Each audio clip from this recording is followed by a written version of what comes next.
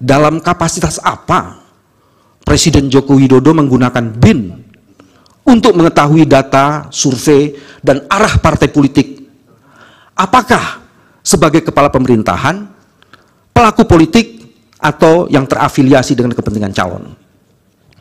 Selain menggunakan BIN sebagai upaya untuk memenangkan kontestasi, Presiden Jokowi juga ternyata menggerakkan atau setidaknya membiarkan beberapa anggota menteri kabinet terlibat dalam kampanye paslon 02 serta pejabat negara lainnya.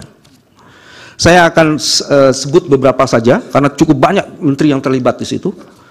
Saya mau masuk di poin 3, Menteri Koordinator halaman 28. Airlangga Hartarto melakukan dugaan politisasi bansos kepada warga Mandalika.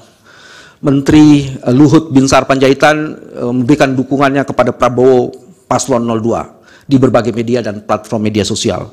Menteri Investasi Bahlil Lahadalia yang mendampingi Gibran kampanye di Papua pada hari Jumat 26 Januari, Bahlil mendirikan, selain itu Bahlil juga mendirikan gerakan relawan untuk mendukung paslon 02. Menteri Erick Thohir tidak pernah melakukan cuti maupun mundur dari jabatannya selaku menteri walaupun terbukti melakukan serangkaian kampanye.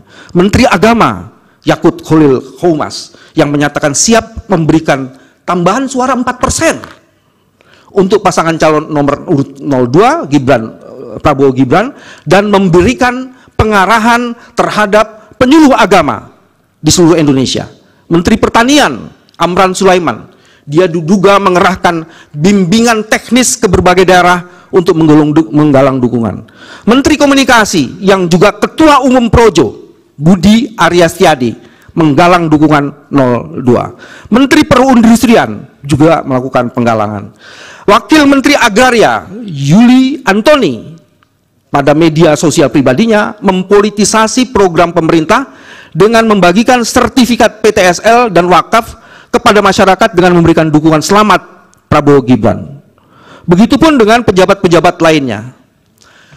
Saya lanjut ke halaman 29, itu ada pengerahan kepala desa majelis. Di situ detail sekali, saya akan baca salah satunya saja.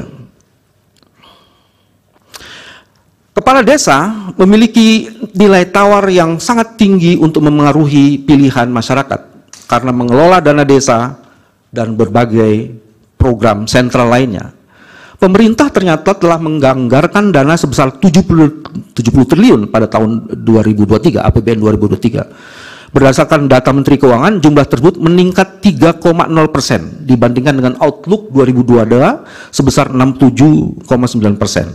Jumlah dana desa dianggarkan tersebut setara dengan 2,28%, artinya target belanjanya sekitar 3,061 triliun.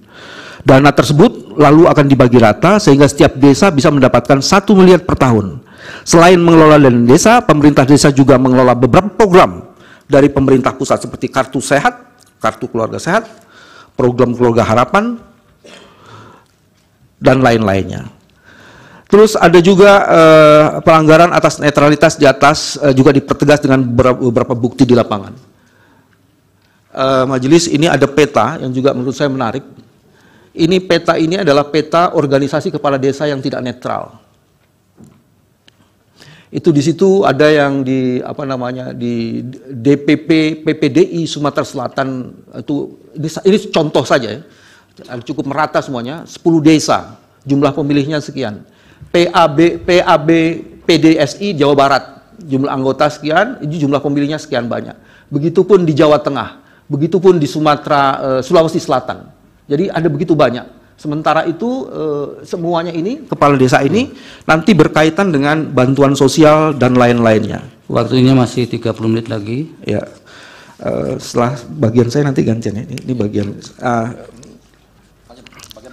Ya, oke.